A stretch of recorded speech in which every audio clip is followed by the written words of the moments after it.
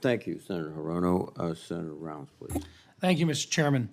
Secretary Austin, Secretary McCord, General Brown, thank you for your service to the nation at such a time in history.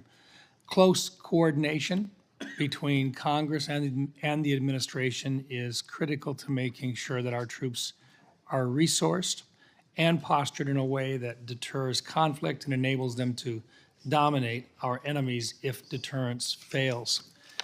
Mr. Secretary, the Secretary Austin, the assessment of the DOD NTIA-led study on the electromagnetic spectrum, which was completed last fall, was that the adoption of dynamic spectrum sharing is the only way that the DOD can share the portions of the critical bands it uses to defend our country and our forces. Developing that capability is one of my highest priorities. I'm aware of coordination between this committee and the DOD CIO, which is centered around a demonstration project to investigate dynamic spectrum sharing being executed sometime at the end of 2025. I applaud the effort, but I am also aware of a simultaneous transmit and receive capability, or STAR, that is ready for test and evaluation right now. Can you give me your commitment that you will investigate the STAR capability and accelerate testing and evaluation if you discover that it is promising? I can assure you that I would work with you and the committees of jurisdiction to address any hurdles that need to be overcome to fund such an acceleration. Senator, you have my commitment that we will investigate and make sure that if there's capability there, then we will work to take advantage of it. But I just want to reemphasize a point that you made, and that is that it's really important that we have access to the spectrum so that we can continue to provide security for this country, and that we have the capability to enable all of our platforms here. And so I understand that there will continue to be a demand from the commercial sector to access more of the spectrum, but we have to do everything that we need to do to make sure that we have the provisions to protect this country.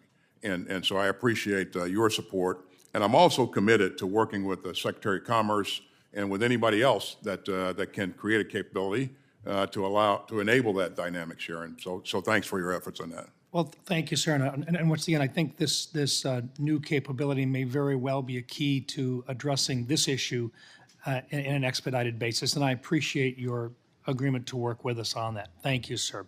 General Brown, the B-21 Raider and the next-gen air dominance platform will be critical in a fight against a near-peer adversary. Can you briefly share why these platforms are so essential to the joint force when it comes to fighting a capable enemy in a contested environment? Well, we have an advancing threat. And if you think about the areas we've been operating in the course of the past several decades, we did not have an advanced threat. It was mostly violent extremists or other countries without advanced threats. What I see going forward is that with that advancing threat, we have to modernize and bring in capabilities that will not only match that threat, but exceed that threat and stay ahead of the threat. And that's why these particular platforms are so important. I think it says without question that both of these two programs need to move forward fully funded. Right now, I think we've identified that we're going to purchase a minimum of 100 B-21s.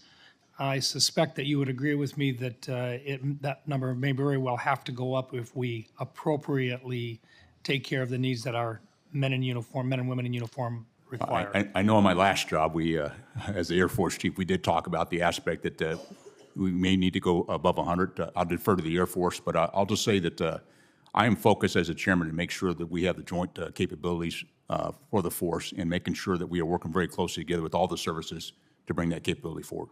And how important is it that NGAD be fielded as a full program of record? That is also important, but as you're aware, the Air Force is also looking at collaborative combat aircraft as well to increase capacity at a cost and create more dilemmas for our adversaries. Thank you.